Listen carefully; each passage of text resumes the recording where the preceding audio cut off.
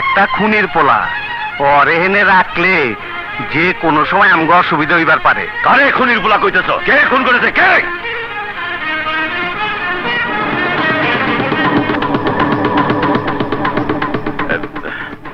ঠিক আছে, ওর বাবা দোষ করেছে, কিন্তু ওর কি দোষ?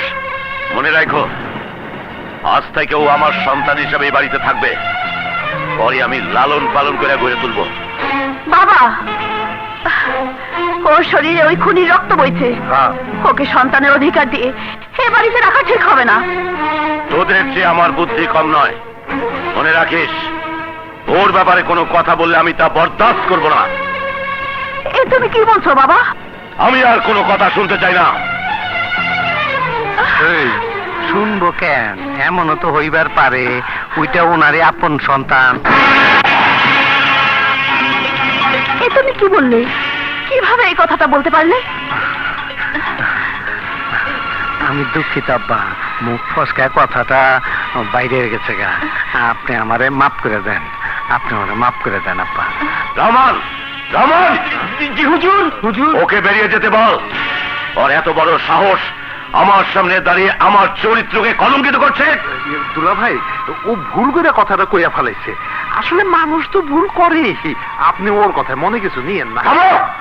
ও একটা নরপশু, তাই তোকে এখানেই থাকতে হবে। না বাবা না, ও সামান্য একটা ভুলের জন্য আপনি আমার জীবনে কষ্ট এনে দেবেন না, আমার সুখ কেড়ে নেবেন না। না, ও যা করছে সেটা সামান্য ভুল না। ও জীবনে কত বড় ভুল করছে যা তোকে বোঝানো যাবে না।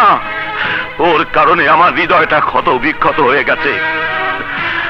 তুই যদি ওর সাথে সংসার করতে চাস তাহলে তোকে বাড়ি ছেড়ে চলে যাইতে হবে।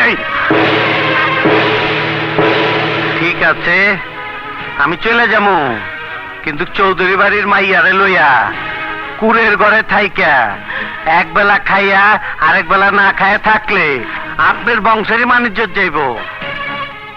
রহমান। জি হুজুর। উকিল সাহেবকে ডাইকা মিলির ভাগের সম্পত্তি মিলির নামে দলিল করে দেওয়ার ব্যবস্থা করো। এরপর থেকে ওদের সাথে আমার আর কোনো সম্পর্ক থাকবে না। এখন যাও।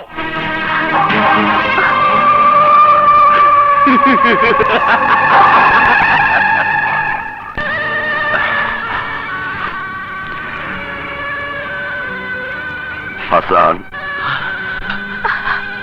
তুমি যে নির্দোষ তা আমি সেদিনই বুঝতে পেরেছি, কিন্তু আজ আর একটা কথা না বলে পারছি না। বন্ধুর বংশের মানিজ্যত রক্ষা করার জন্য, তার মেয়ের সুখের জন্য নিজেকে অপরাধী করেছ, কিন্তু একবারও ভাবলে না আমাদের কি হবে? ভাবলে না তোমার সন্তানের কি হবে? অযথা অযথা তুমি এইসব কথা বলছো সাইলা। আমি নেই বলে কি তোমাদের কোনো অসুবিধা হচ্ছে? তোমার তোমার ছেলে কি বাবার আদর স্নেহ থেকে বঞ্চিত হয়েছে? কিন্তু তোমাকে ছাড়া আমাদের যে কি কষ্ট তা তো তুমি বোঝো। কিন্তু শায়লা, আজ আজ সব বোঝাপড়া হয়ে গেছে, সব বোঝাপড়া হয়ে গেছে। মিলিকে সুখী দেখে আমার আমার সব কষ্ট দূর হয়ে গেছে। আর তাই তোমাদের কাছে আমার একটাই অনুরোধ, কোনো কারণেই যেন মিলি এই সত্যি ঘটনা জানতে না পারে।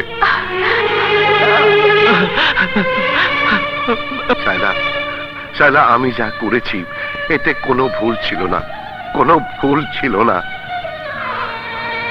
যে আমার মতো একটা সামান্য পথের ধুলোকে মাথায় তুলে নিয়েছিল, তার জন্য আমি যে কষ্ট পেয়েছি সেই সুখের কষ্ট নিয়ে আমি বলতে চাই, আমার জন্য আর কেউ কষ্ট পাক, কেউ আমার জন্য অপমানিত হোক, আমি আর তা চাই না। আসি হুজুর, আমি আসি হুজুর। না না বাবা, তুমি যাবে না।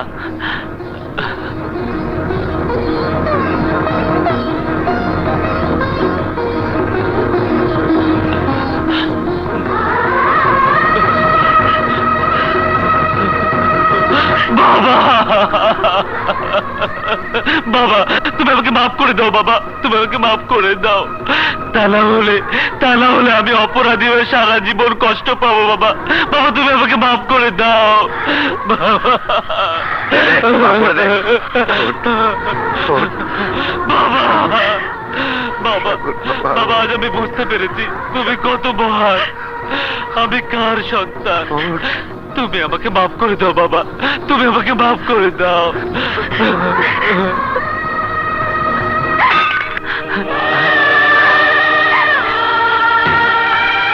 হুজুর, চাচা, আপনার মতো একজন মানুষ নামে ফেরেশতাকে আমি অপমান করে আমার মায়ের আত্মাকে কষ্ট দিয়েছি। আপনি আমাকে মাফ না করলে মায়ের অভিশাপ নিয়ে মরতে হবে। আপনি আমাকে মাফ না করে মা, দিন না চাচা। না না না, তুমি আমাকে ছোট করো না। যাও মা, তোমার বাবার কাছে গিয়ে আশীর্বাদ নাও, যাও।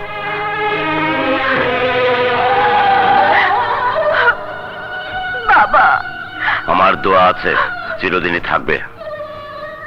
যা সাগরের কাছে গিয়ে ক্ষমা চেয়ে নে, যা। হুম।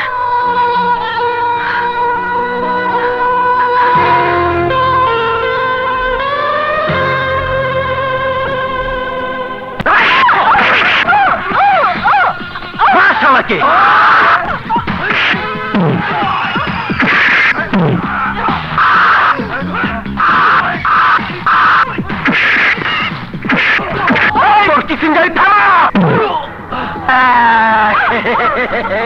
এই বুকে লেখা আছে তোমার নাম, কিন্তু তুমি দাওনি তার দাম। তাই আজ পাশা খেলবো রে শ্যাম, আজ পাশাই বাইন্দা তুলো ভাড়া পা দুটা বাইন্দা মাথা নিচে দেওয়া তুলে মারাও বুঝামনি মজা। আরে বিয়ার মালা তো পড়ুম আমি, আর তুই পড়বি মরণ মালা। বোমটাতে গলা ঝুলা দে, আরে বুকে ভালো শুভ কাজটা শেষ হওয়ার জন্য মাত্র 2 ঘন্টা সময় তুমি পাইবা। তারপর আমার বউ হইয়া তোমার ভালোবাসা মানুষটার জীবন বাঁচাইতে চাইলেও বাঁচাইতে পারো। বলো বলো, তুমি রাজি আছো বিয়াই? না না ঝিনুক, না না, আমার জীবন যায় যাক, তবু তুমি ওই সাথে কথা রাজি হও না। বাচ্চা, তাহলে তুইও বাঁচবি না, বুঝলি? আশা কর না, আমি তোমাকে মরতে দেব না, কিছুতেই না। না ঝিনুক, না। আমি তোমার কথাই রাজি। আরে বাহ, আজ পাশা খেলবো রে শ্যাম, আজ পাশা খেলবো রে শ্যাম, আজ পাশা খেলবো।